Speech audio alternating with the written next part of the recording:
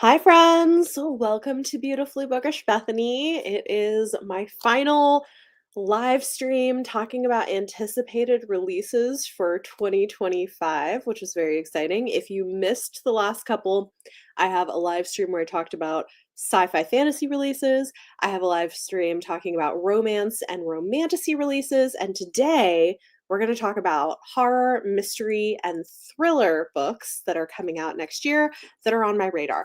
Couple of things before we get into this. I do have slides with, book covers and everything. Um, One thing is that these are tentative release dates. They may change.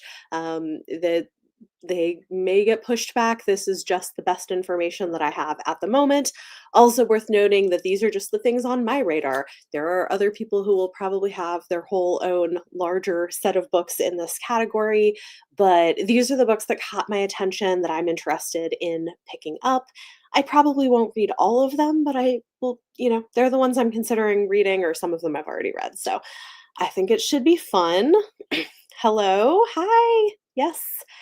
Thanks for coming and hanging out. I think it'll be fun. One other note before we get started is if you were still on the fence, interested in getting one of the holiday boxes, there are 6 left, but if it's going to ship before the holidays, Monday is the last day I can go to the post office because then I'm traveling. So if you want to snag one of the final ones, it's got 5 items, including a book where you can give me your genre preferences, and 4 items purchased from small businesses that are women and minority owned. So if you're interested, there's more information on that. You can find the link to my Ko-fi shop down below where you can get those if you would like, and they are still on sale through the end of the year. So it's been I should do better at self-promotion because I've noticed I've mentioned this in my both of my last 2 live streams, and people have got boxes both times. So I'm like, maybe I just need to be better about actually, like, telling people, "Hey, I'm doing a thing." So, I'm working on that. Alright, with that said, let's go ahead and get into all of the anticipated horror, mystery, and thriller books. We're gonna go by month. Beginning with January. All right, just 3 for January. At the Bottom of the Garden by Camilla Bruce. This is a murderess becomes the guardian of 2 very unusual girls in this mesmerizing gothic novel. I do love a gothic novel, so I have an arc of this one. I'm interested. Witchcraft for Wayward Girls by Grady Hendrix. I usually like his stuff. Here's power in a book. They call them wayward girls, loose girls, girls who grew up too fast, and they're sent to the Wellwood home in St. Augustine, Florida, where unwed mothers are hidden by their families to have their babies in secret, give them up for adoption, and most important of all, forget any of it ever happened. Interesting. Really curious to see what he does with this. I think it's a great premise. Will he execute it well? I don't know, but he's done pretty good with stuff in the past, so we'll see. And then finally for January, The Mirror House Girls by Faith Gardner. An isolated compound, a so called family, a collision course with unthinkable violence. When Winona rents a room at the eccentric Mirror House, she hopes to make new friends. What she gets instead is a quote, family led by the charismatic psychologist Simon Spellmeyer. So this is like a cult psychological thriller thing, which sounds interesting. I do like that kind of thing. So yeah. Grady Hendrix must read. Yeah, it sounds really good. Absolutely. Moving on to February. Okay, first up, But Not Too Bold by Ache Puello. I had an arc of this from NetGalley and I loved it. I feel like there is an audience for this. It will not be everybody's taste, but it's really good. This is a horror, gothic horror meets sapphic erotic romance with a spider woman in an old house. Like, it's really great. It's a novella. I loved it. I thought it was great. I feel like some people are going to love it. Some people are going to be like, that is not for me. But if that sounds like a genre mashup that is to your taste, I would recommend it. Comes out in February. Then we have Listen to Your Sister by Nina Viel. For fans of Jordan Peele's films, Stranger Things and The Other Black Girl, Listen to Your Heart is a laugh out loud, deeply terrifying, and big hearted speculative horror novel with a creepy cabin and a 25-year-old young woman who is the guardian to her teen brother and is struggling. So it sounds interesting. And this is another one on my TBR that I plan to read. Yes, you should try Grady Hendrix. See if you like him. I think he's great. Okay, next is one I'm going to read soon, A Killing Cold by Kate Alice Marshall. A woman invited to her wealthy fiance's family retreat realizes they're hiding a terrible secret and that she's been there before. I love Kate Alice Marshall's writing, whether it's YA or adult, so I'm really excited for this. But it's got kind of gothic vibes and trapped in the snow and family secrets. Very excited for that one. The Meadowbrook Murders by Jessica Goodman. This is YA, a page-turning murder mystery set at a prestigious New England boarding school, and the dark secrets that a killer desperately wants hidden. I enjoy Jessica Goodman. I think it's good. Worth noting, I mentioned with A Killing Cold, Kate Alice Marshall does write YA. However, this book is for adults. So yeah. Yes, definitely looks good for the cold months. Agreed. Yes, pre-ordered. Love this, love this. Yeah, but not too bold is great. Okay, moving on to March. I don't have nearly as many in this category as my other categories, so we're going to move through it a little faster than the other ones. I just have 3 for March.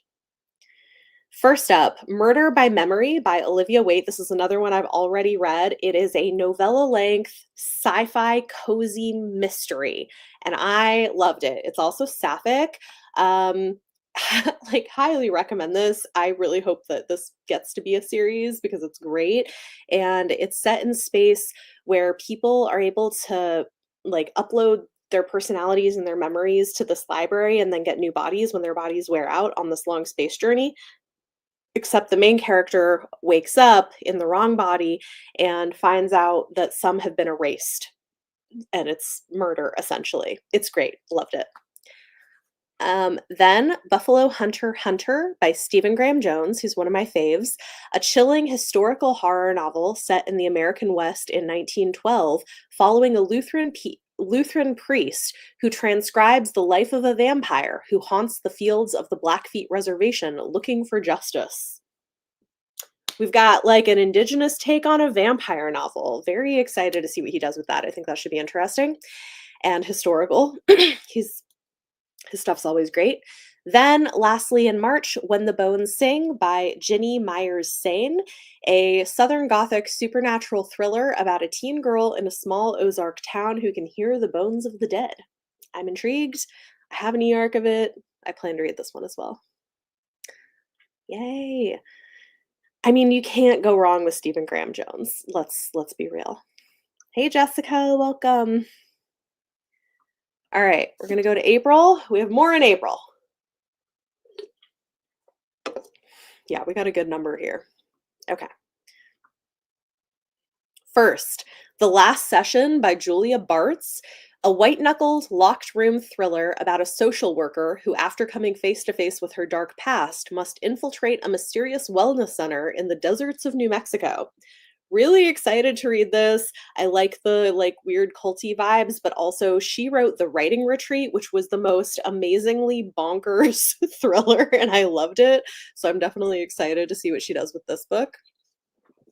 Polybius by Colin Armstrong.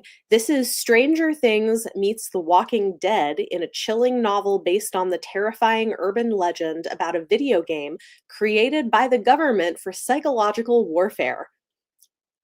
It's a very intriguing premise. I'm excited to see how it goes. The Staircase in the Woods by Chuck Wendig. Love this cover. A group of friends investigates the mystery of a strange staircase in the woods. Not a lot of information based on that. I'm sure you can find more info, but this is what I'm interested in. I read the Book of Accidents and liked it, so I want to read more of his stuff. Bat Eater and Other Names for Cora Zhang by Kylie Lee Baker. Really interesting. In this explosive horror novel, a woman is haunted by inner trauma, hungry ghosts, and a serial killer as she confronts the brutal violence experienced by East Asians during the pandemic. I mean, it sounds really good. Paul Tremblay called this a compelling, gory, ghostly romp. I read her YA book and I really liked it, and it was definitely on the dark side for YA, so I'm interested to see what she does with an adult novel. Then we have The Summer I Ate the Rich by Micah and Maritza Molite.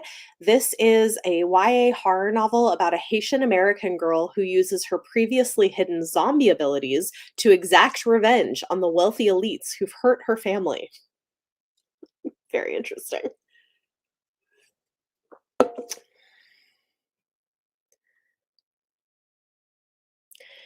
Then we have Boys with Sharp Teeth by Jenny Howell. This is being pitched as We Were Liars meets The Raven Boys in a mind-bending YA debut about dark revenge, twisted desire, and the sinister secrets lurking behind the walls of an elite boarding school. I love an elite boarding school thing. And this one is going to be queer and dark academia kind of vibes. I'm here for that. And then lastly, for April, we've got You Belong to Me by Haley Krischer. Full to the brim with romance, class exploration, and friendship clashes comes a new YA psychological thriller exploring the dark secrets of the wellness and beauty world. Sounds really interesting. This one is a debut. Yes, April is stacked. Absolutely. Then in May, we just have one book, so it kind of balances out. Sorry for the siren if you hear that in the background. Living in New York, sometimes it's like that. All right.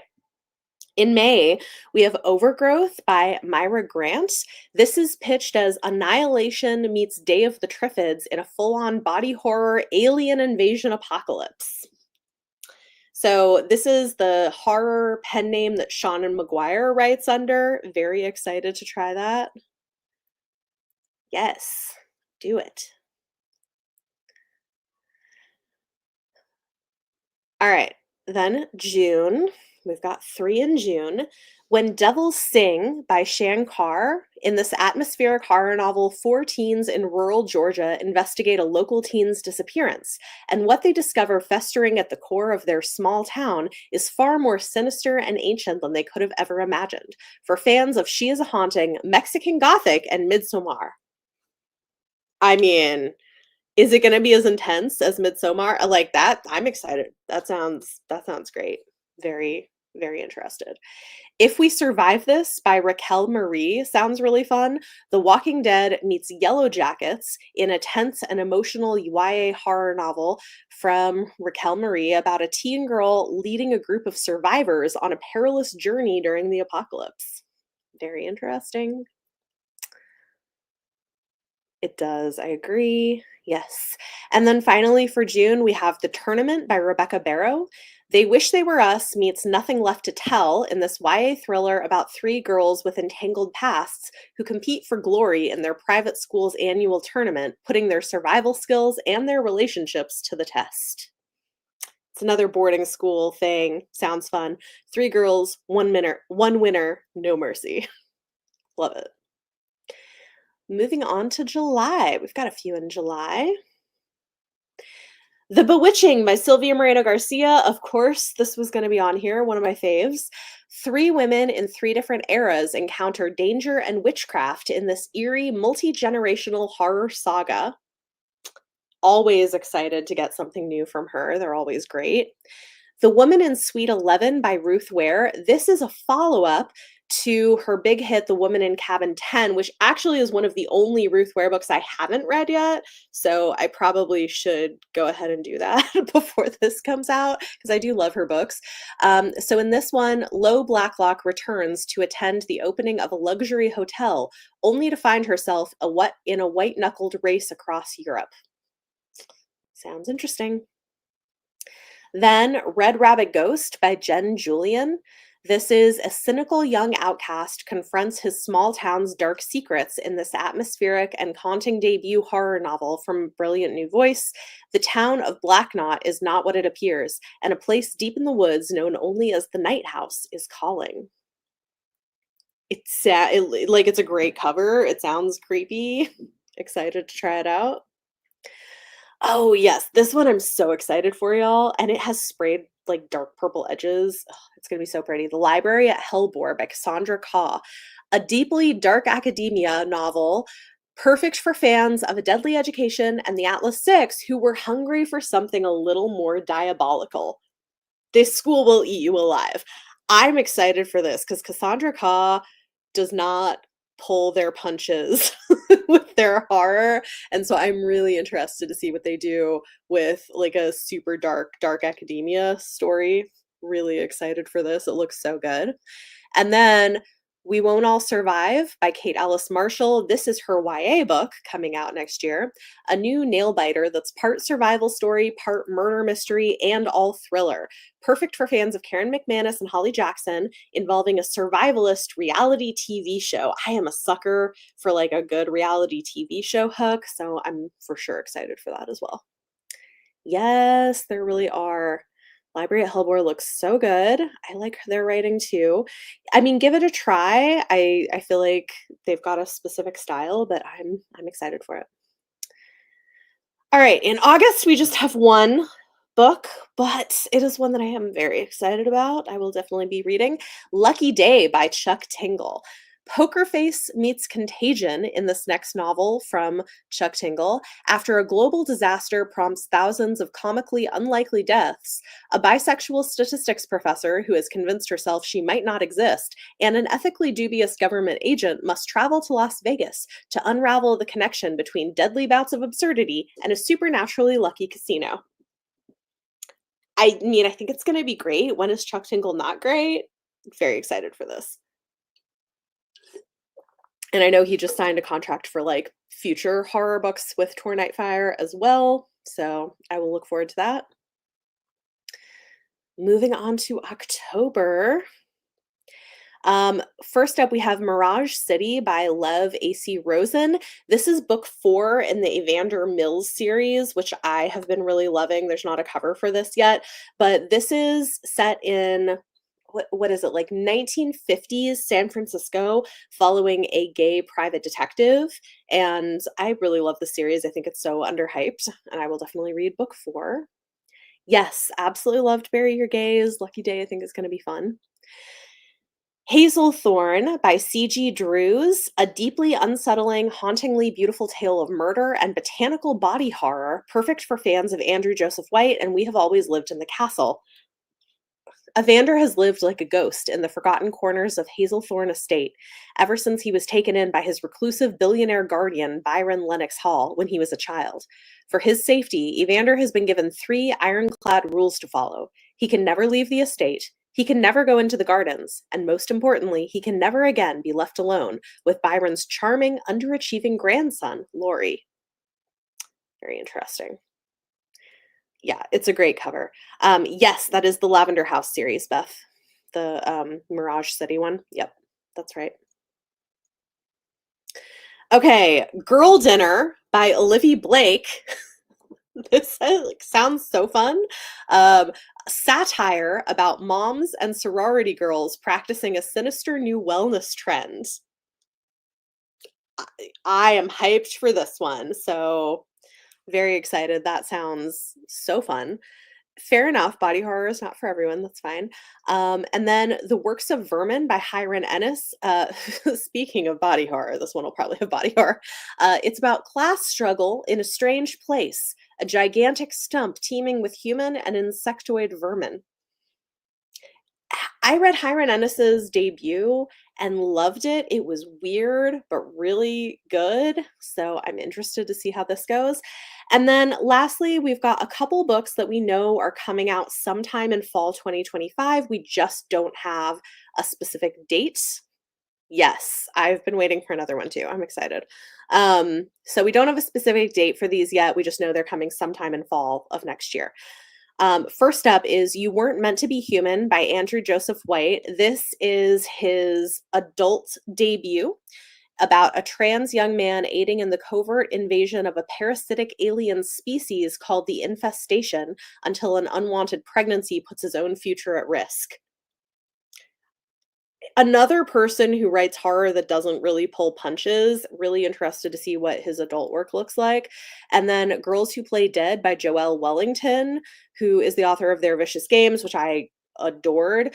This is a murder mystery thriller where estranged siblings reunite for the funeral of a murdered childhood friend. But one soon realizes that the other sibling and the town they grew up in aren't exactly as they seem. Joelle is doing like fun YA horror that like has great social commentary and goes places that a lot of other things don't. So I'm excited to see how this goes. So there you go. Those are all of the horror mystery thriller books on my radar for 2025. I think there's some really good ones coming out and I'm excited. So, hope you enjoyed this. If you're watching this on replay or watching it here, comment down below and let me know what is a book in these genres that you are excited for, especially if you have something that maybe didn't make it onto my radar that I wasn't talking about. Leave it in the comments down below. Thank you all for coming and hanging out with me. I have a couple of pre-filmed videos that are going to be going up next week while I am traveling for the holidays.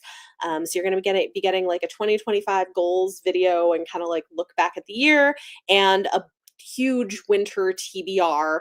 And then once I'm back around New Year's, I'll maybe do, I don't know, we'll see. I'm thinking I tentatively might do a live stream with like my top books of 2024. So stay tuned for that.